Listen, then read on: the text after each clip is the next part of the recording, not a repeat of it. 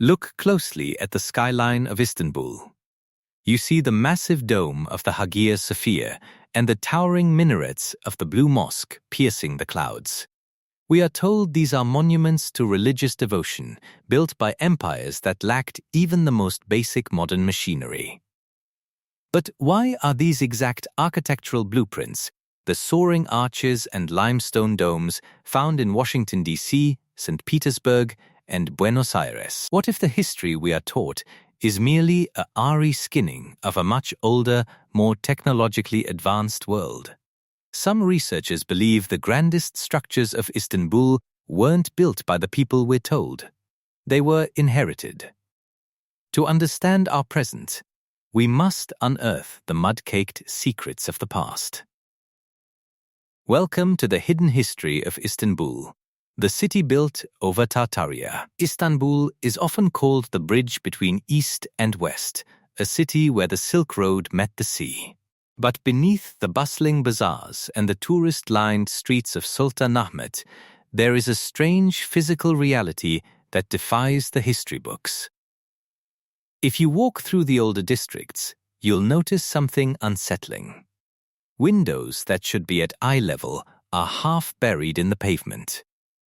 Grand entrances have been converted into cramped basement stairs.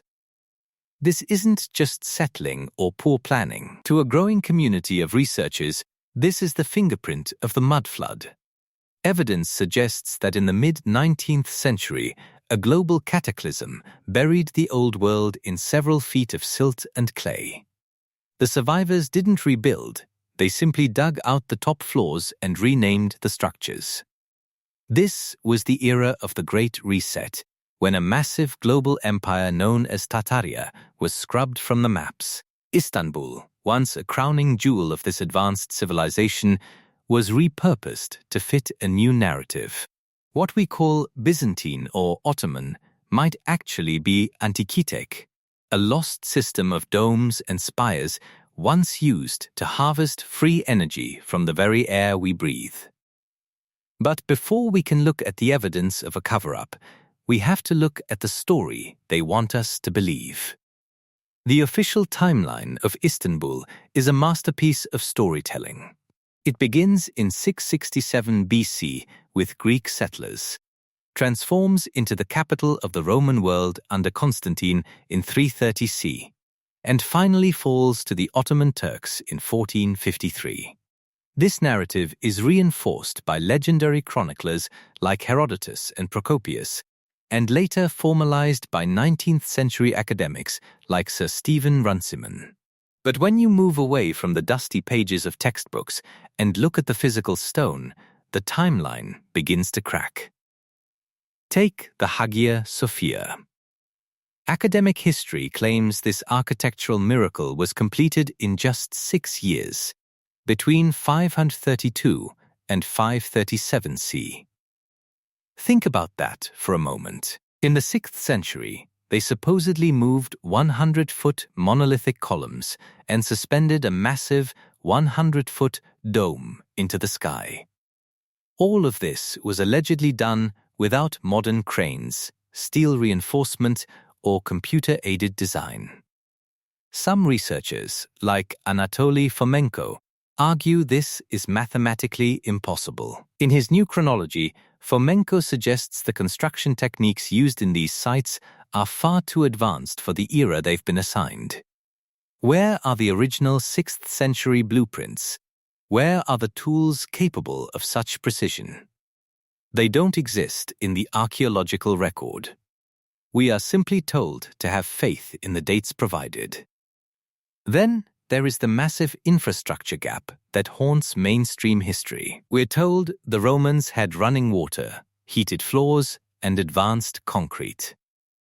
Then, suddenly, for 1,000 years, humanity forgot how it all worked.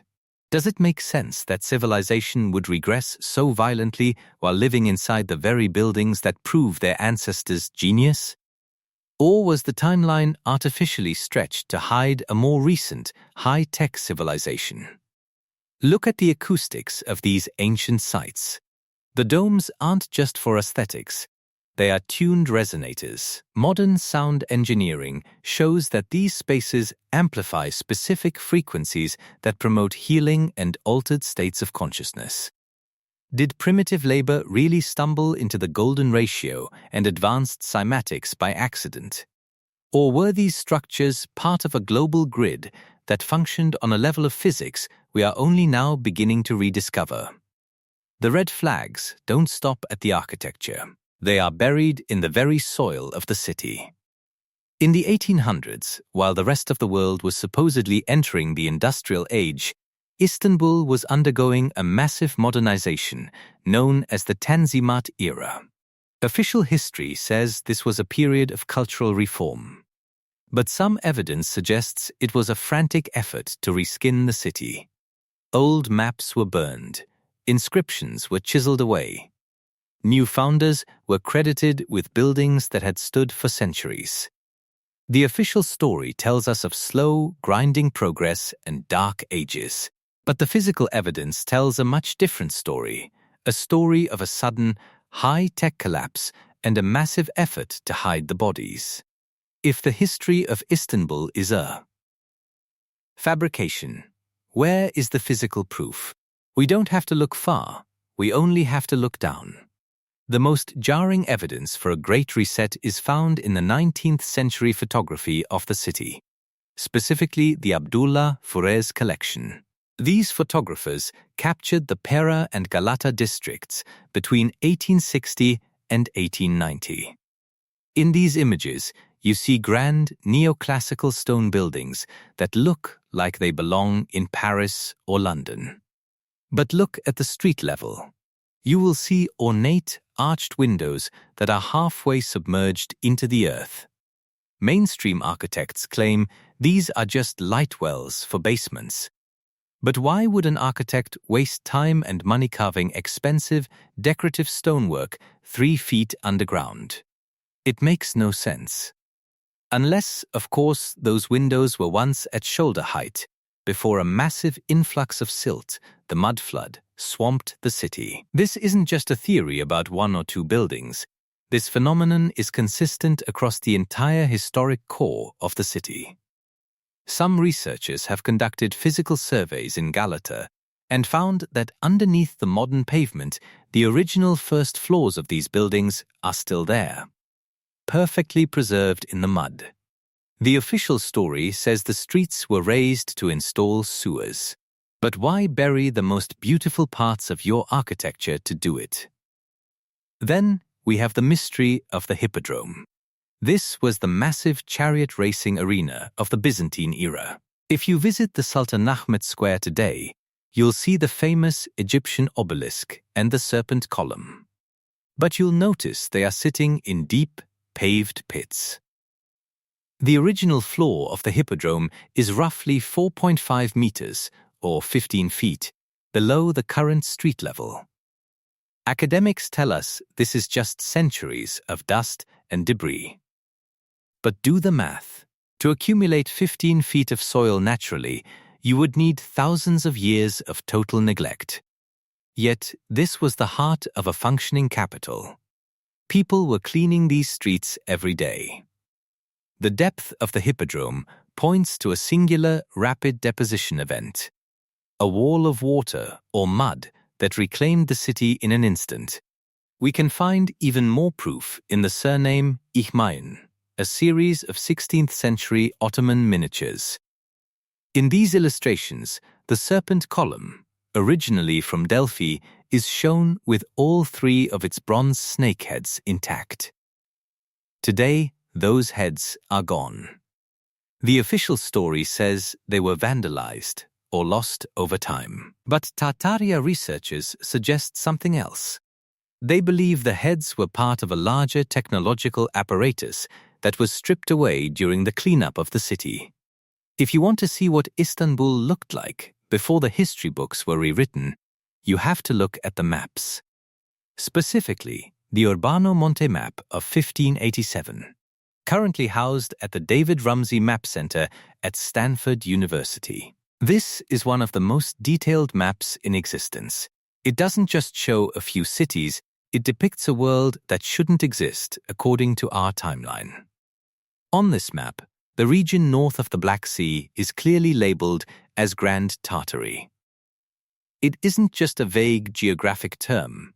It is depicted as a cohesive empire with its own distinct flags, rulers, and advanced urban centers. Istanbul is shown as a massive maritime hub, a southern gateway for this Tartarian powerhouse. If Tartaria was just a place name for nomadic tribes, as modern historians claim, why did 16th century cartographers give it the status of a world superpower? Why does the map show cities and castles in places that are now supposedly barbaric or empty wilderness?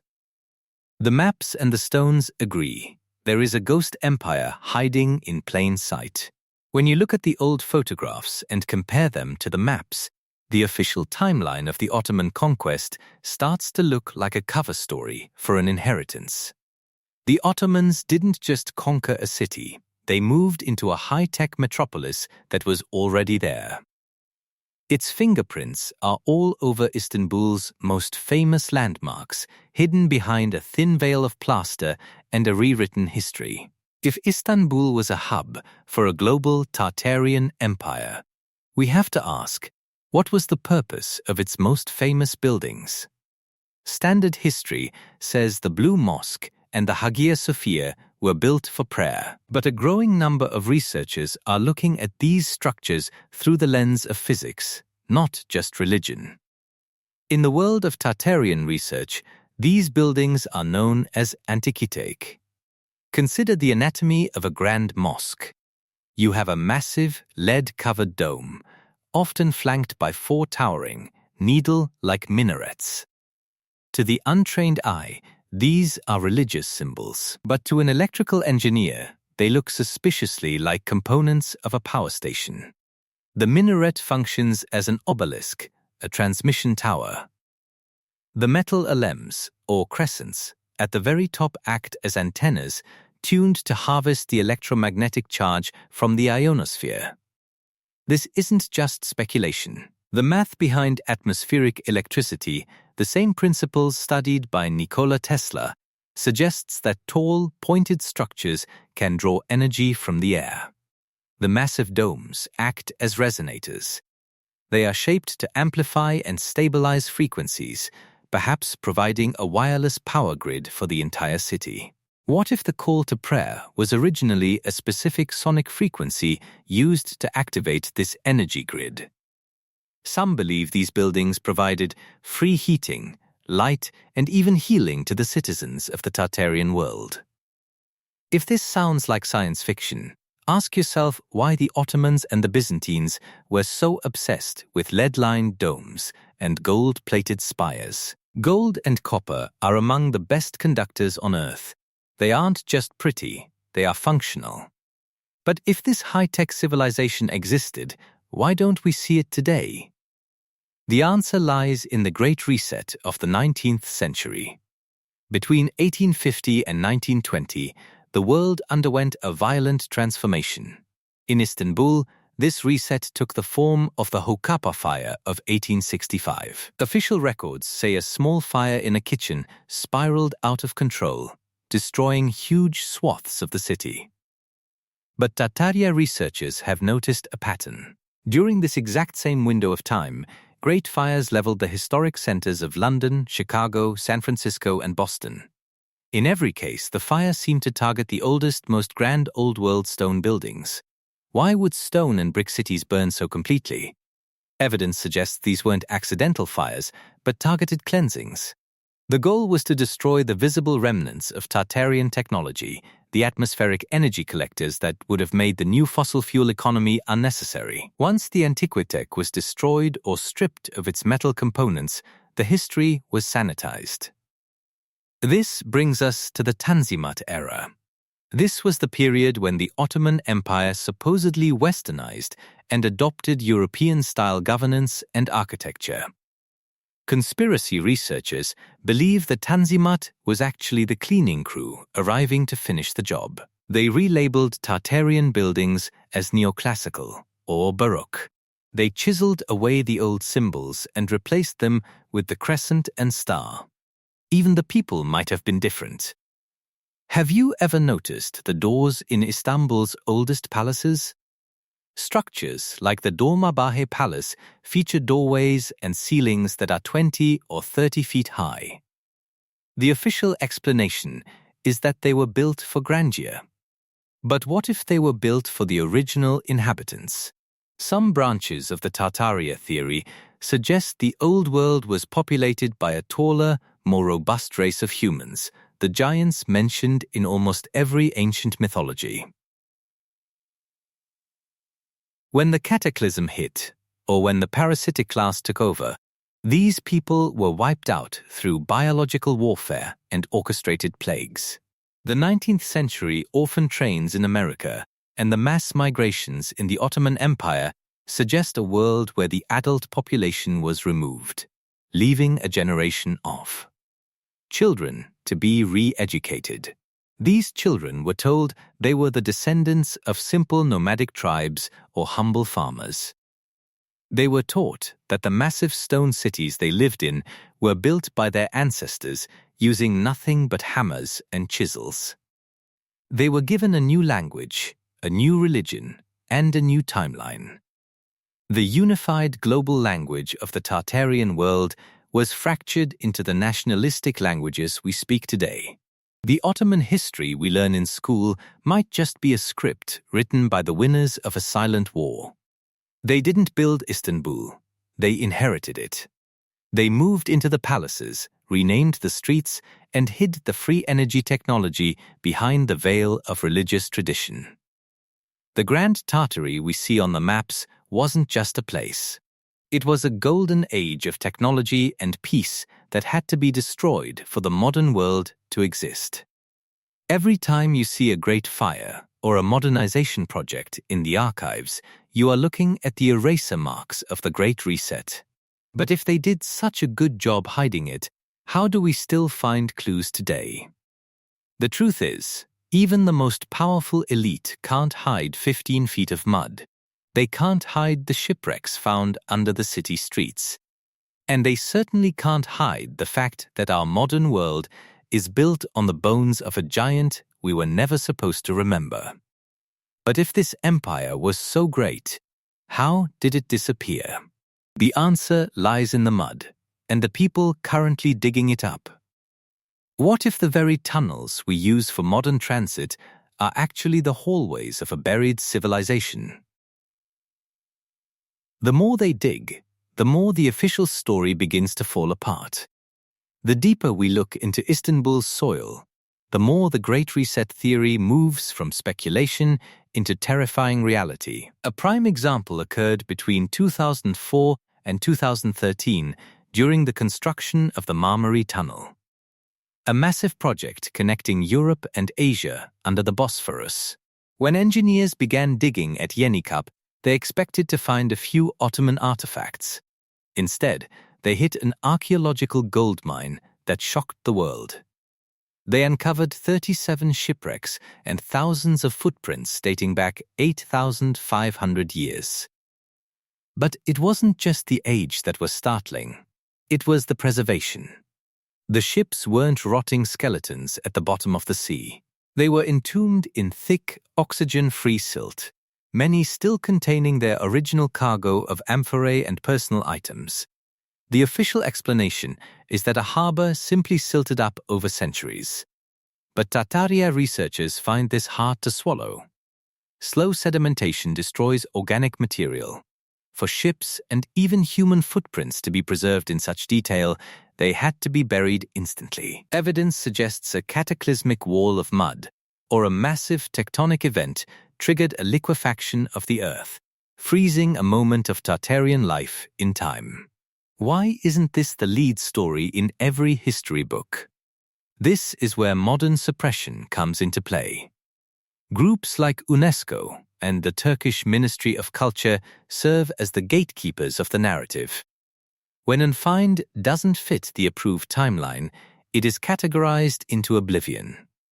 A Tartarian power station is labeled a Roman cistern. A high-tech laboratory is called a Byzantine dungeon. By controlling the labels, they control what you are allowed to think about the past. If you visit the Basilica Sistine, you'll see the famous Medusa heads used as pillar bases. The official story says the Romans just recycled them from older buildings. But notice how they are positioned. One is sideways, the other upside down. Is this really just Roman laziness, or was this a deliberate attempt to deface and hide the symbolic technology of a previous pagan Tartarian era? There are sections of the tunnels beneath the Hagia Sophia and the Topkapi Palace that remain strictly off-limits to independent researchers. Even when laser scanning technology is used, the full data is rarely released to the public. Why the secrecy? If history is just a series of evolutions, what could be so dangerous about a few old tunnels? Some believe these tunnels contain the remnants of the atmospheric energy grid, the copper wiring and mercury-fed resonators that once powered the city. Allowing the public to see these would prove that our ancestors were more advanced than we are today.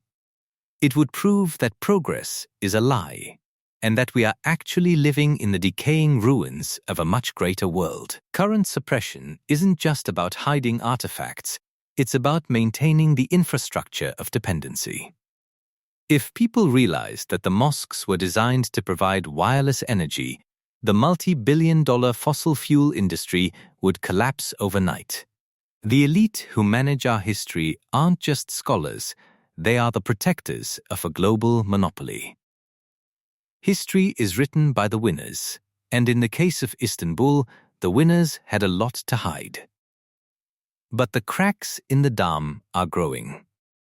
As more people document the buried windows and impossible architecture, the gatekeepers are struggling to keep the mud from surfacing. You might be wondering why any of this matters.